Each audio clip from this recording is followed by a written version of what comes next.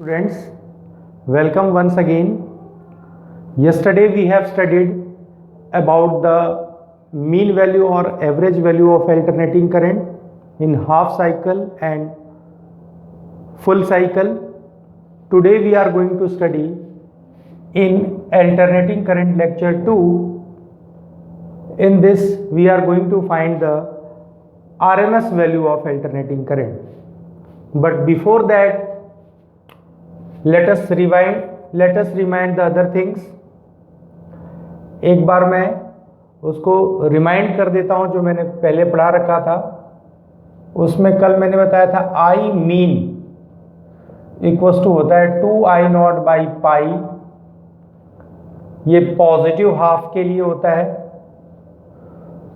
For positive half, और इसको solve कर देंगे तो 2 by pi is equal to 0.637 of I0, या लिख सकते हैं 63.7% ऑफ I0। सिमिलरली अगर हम अल्टरनेटिंग वोल्टेज की बात करें तो Vm उसकी मीन वैल्यू पॉजिटिव हाफ में ही कितनी हो जाएगी 2V0 बाई पाई, या लिख सकते हैं 0.637 ऑफ V0 या 63.7% ऑफ V0। तो इस तरीके से हमने स्टडी किया हुआ था पिछली वीडियो में। Mean value of alternating current half cycle में निकाला था और mean value of alternating voltage, और वन कंप्लीट साइकिल में तो इसकी वैल्यू 0 होती है। तो अब इसी में हम आगे पढ़ने जा रहे हैं। तो हमारा जो नेक्स्ट है कि RMS value, root mean square कहते हैं इसको, RMS value of alternating current, इसे हम कैलकुलेट करने जा रहे हैं। तो आरएमएस वैल्यू क्या होती है इसे हम स्टडी करेंगे। तो उससे पहले हमें यह समझना होगा कि जैसे यहां पर कोई ये रेजिस्टेंस R है और इसमें कोई I करंट फ्लो कर रही है, मान लो किसी बैटरी से I करंट फ्लो कर रही है फॉर द टाइम t के लिए, तो इसमें जो हीट का प्रोडक्शन होगा वो कितना हो जाएगा, वो हीट का प्रोडक्शन हो जाएगा H equal to I square RT। तो हम इसका जो डेफिनेशन देंगे RMS value of alternating current का, वो हीट के टर्म में डेफिनेशन देंगे, यानी इसको हम डीसी करंट से कंपेयर करके सॉल्व करेंगे। या find RMS value of alternating current. तो RMS value of alternating current को फाइंड आउट करने के लिए हम एक सर्किट में रेजिस्टेंस R लेते हैं जिसमें t टाइम तक I करंट फ्लो करे तो कितना हीट प्रोड्यूस होगा, H equal to I square RT। तो हम RMS value of alternating current का डेफिनेशन देने के लिए हम इसे डायरेक्ट करंट की हीट का कॉन्सेप्ट लेकर डिफाइन करेंगे। तो आरएमएस वैल्यू ऑफ अल्टरनेटिंग करंट क्या है, it is equal to that value of direct current, या इसे हम स्टेडी करंट भी बोल सकते हैं। It is equal to that value of direct current which produces the same amount of heat in a given resistor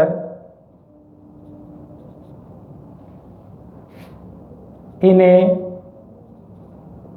given time as is produced by given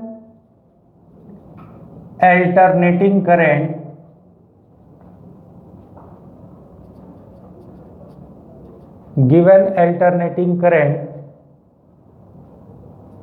in the same resistor when passed for the same time। यानी हम यहाँ क्या define कर रहे हैं, RMS value of alternating current उस direct current के बराबर है जो किसी रेसिस्टर आर में मान लो गिवन टाइम में हीट प्रोड्यूस करती है आई स्क्वायर आर टी, तो उतनी ही हीट अल्टरनेटिंग करंट भी प्रोड्यूस करेगी उसी रेसिस्टर में if passed for the same time. तो इस तरीके से हम इसका डेफिनेशन देते हैं, मीन वैल्यू आरएमएस वैल्यू का definition in terms of heat. तो इसको फाइंड आउट करते हैं कि आरएमएस वैल्यू का क्या फॉर्मूला होना चाहिए। तो हमें प्रूफ करके निकालना है कि जो आई आरएमएस होता है वो इक्वल टू होता है आई नॉट बाई √2। यहाँ पर आई नॉट है peak value of, I naught को क्या बोलेंगे, peak value of AC alternating current. तो फाइंड आउट करते हैं I R M S I naught by √2 होगा। उसके लिए हमें सबसे पहले फाइंड आउट करना पड़ेगा कि heat produced in a given resistor, पहले हम एक स्मॉल टाइम इंटरवल ले लेते हैं, in a given resistor in time dt। तो dt टाइम के लिए हीट प्रोड्यूस्ड हो जाएगी dH equal to I square R dt, जहां R रेजिस्टेंस है। सिंस हमें पता है अल्टरनेटिंग करंट का क्या फॉर्मूला होता है, you know well, I equal to I naught sine omega t. तो हम इसमें पुट कर देंगे तो dH इक्वल टू हो जाएगा I naught sine omega t, I के प्लेस पे हमने रख दिया square R into d t. Hence heat produced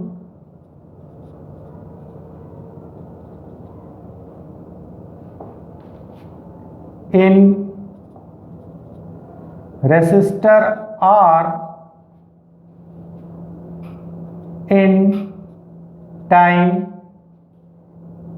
t, t मतलब हम एक कंप्लीट साइकिल लेकर चल रहे हैं, one complete cycle time period के बराबर है। तो t टाइम के लिए हम t टाइम पीरियड में लेके चलेंगे तो h इक्वल टू, इसे हम इंटीग्रेट कर देंगे तो ये लिमिट हो जाएगी इंटीग्रल 0 से t आई naught square sine square omega T r into d T. तो जो कांस्टेंट टर्म्स उनको हम बाहर कर देते हैं, आई नॉट स्क्वायर r, यहाँ I naught peak value of current है और R रेजिस्टेंस है, ये बाहर हो जाएंगे और इंटीग्रेशन करना है sign square omega T D T का। तो इससे पहले मैं आपको एक फॉर्मूला बता देता हूँ कि मैथमेटिक्स में एक फॉर्मूला होता है cos 2 theta equals to 1 minus 2 sine square theta. तो यहाँ से 2 साइन स्क्वायर थीटा कितना हो जाएगा, 1 माइनस कॉस 2 थीटा, और साइन स्क्वायर थीटा के प्लेस पे हम लिख सकते हैं 1 माइनस कॉस 2 थीटा बाई 2। तो यहाँ पर देखो साइन स्क्वायर ओमेगा टी है, तो थीटा के प्लेस पे यहाँ ओमेगा टी है, तो हम यहाँ जो ओमेगा टी के टर्म में इसको लिख सकते हैं, तो ये हो जाएगा I naught square R integral 0 to T, और साइन स्क्वायर ओमेगा टी के प्लेस पे लिख दो 1 minus cos 2 omega T by 2 D T. ये स्टेप हो जाएगा। अब हम क्या करेंगे कि इसी स्टेप को इंटीग्रेट करना है हमें, तो इसमें से जो कॉमन हो सकता है उसको हम कॉमन कर लेते हैं। तो ये आप समझ गए होंगे। सबसे पहले हमें heat in small time interval निकालना है, फिर उसके बाद एक कंप्लीट साइकिल में हम कैलकुलेट कर रहे हैं एक टाइम पीरियड में। तो H इक्वल टू क्या आ गया, I naught square R by 2 constant बाहर हो गया 2, और 1 का इंटीग्रेशन, तो 1 इंटू डी टी, तो 1 का इंटीग्रेशन हो जाएगा t, और cos 2 ओमेगा टी का इंटीग्रेशन होता है sin 2 ओमेगा टी, और यहां 2 ओमेगा टी के डिफरेंशिएशन से डिवाइड कर देंगे, तो d by D T of 2 omega T यहां पर होगा, इससे हम डिवाइड कर देंगे। तो यहां से ये हो जाएगा और लिमिट हो जाएगी 0 से t, 1 कंप्लीट साइकिल की। तो इसमें पुट कर देंगे सॉल्व करके, तो यहां से क्या हो जाएगा, H equal to I naught square R by 2 t minus sine 2 omega t upon 2 omega t का डिफरेंशिएशन हो गया 2 ओमेगा, 2 ओमेगा टी का डिफरेंशिएशन 2 ओमेगा, और लिमिट है 0 से t। अब आप पहले अपर लिमिट रखो, फिर सब्ट्रैक्ट करके लोअर लिमिट, तो H इक्वल टू हो जाएगा I naught square R by 2, capital T पहले रखेंगे तो t minus sine 2 omega T by 2 omega, और जब 0 रखेंगे तो t के प्लेस पे 0 रखेंगे तो 0, और t के साइन 2 ओमेगा टी में t के प्लेस पे 0 रखेंगे तो साइन 0, तो वो 0 हो जाएगा। और यहां से आपको पता है, आपको कल भी मैंने बताया हुआ था, लास्ट वीडियो में ये डिस्कस किया था कि यहां पर हम लिख सकते हैं साइन 2 ओमेगा टी के जगह पर हो जाएगा 4 पाई। ऐसा क्यों हुआ, क्योंकि आपको यहां पर पता है सिंस ओमेगा इक्वल टू क्या होता है 2 पाई बाई टी, तो यहां से ओमेगा टी के जगह पे हम सीधे 2 पाई रख सकते हैं, तो साइन 2 ओमेगा टी में 2 इंटू 2 पाई साइन 4 पाई हो जाएगा। और यू मस्ट नो कि अगर साइन पाई का कोई सा मल्टीपल हो, sine n pi is always 0, जहां n की वैल्यू कुछ भी हो सकती है 0, 1, 2, 3 एंड सो ऑन, तो यह साइन 4 पाई n की वैल्यू 4 है, तो साइन 4 पाई भी 0 हो जाएगा। तो इस तरीके से जो हीट प्रोड्यूस्ड आया इन 1 कंप्लीट साइकिल, वो कितना आया, I naught square R by 2 into T. तो ये आपका हो गया। इसको आप अपने तरफ से कोई इक्वेशन बना लो, या heat produced in time T लिख लो। मान लिया कि ये इक्वेशन नंबर 1 हो गया एग्जाम्पल के लिए। इससे पहले वाले इक्वेशन को आप इक्वेशन बनाओ, या मेन इक्वेशन इसी को मान सकते हो। तो ये आ गया heat produced in time T. अब इसके बाद अगर if IRMS is the root mean square value, root mean square value of alternating current, तो हीट प्रोड्यूस्ड अगर हम उससे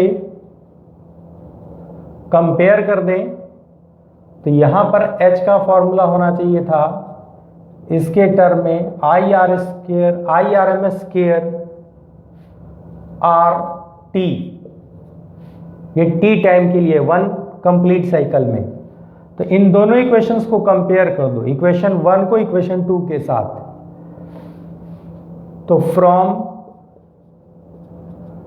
इक्वेशन 1 एंड 2 क्या मिल जाएगा, I naught square R by 2 T equal to I R M S square R T, और यहां T से टी कैंसिल आउट हो जाएगा और फॉर्मूला हो गया root mean square value I R M S square R, I R M S square equal to हो जाएगा I naught square R by 2, और आर से आर तो कैंसिल ही हो चुका है, तो हम इसको आर से आर और टी को टी से कैंसिल कर देंगे, और I R M S square equal to हो जाएगा आई नॉट स्केयर बाई 2।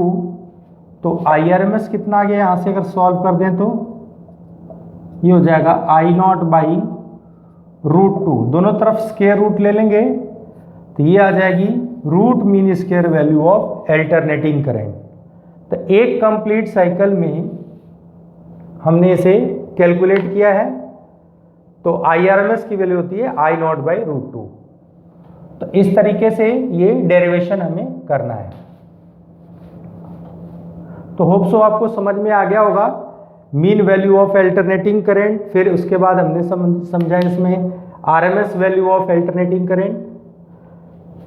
तो यहां से आई आर एम एस को हम ऐसे भी लिख सकते हैं, आई आर एम एस जो होता है आई नॉट बाई, इसको रूट 2 की उसको रेशनलाइज कर देते हैं, ऊपर नीचे रूट 2 से मल्टीप्लाई कर देते हैं, तो हो जाएगा आई नॉट रूट 2 की वैल्यू होती है 1.414 और नीचे हो गया 2, तो 2 से डिवाइड कर दो तो क्या 0.707 of I not.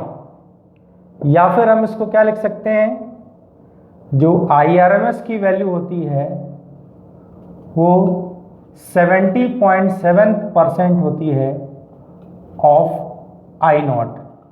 I not क्या है, peak value of alternating current, तो उसके 70.7% के बराबर आती है।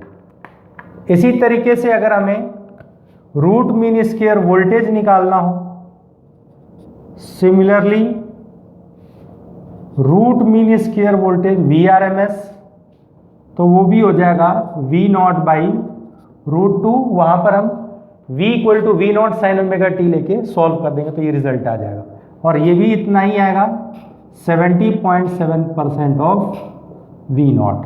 तो ये हो गया हमारा आई आर एम एस और वी आर एम एस यानी root mean square value. So thank you for watching this video. तो हमने आज के वीडियो में यही कंप्लीट किया है, mainly the RMS value of alternating current. So thanks for watching.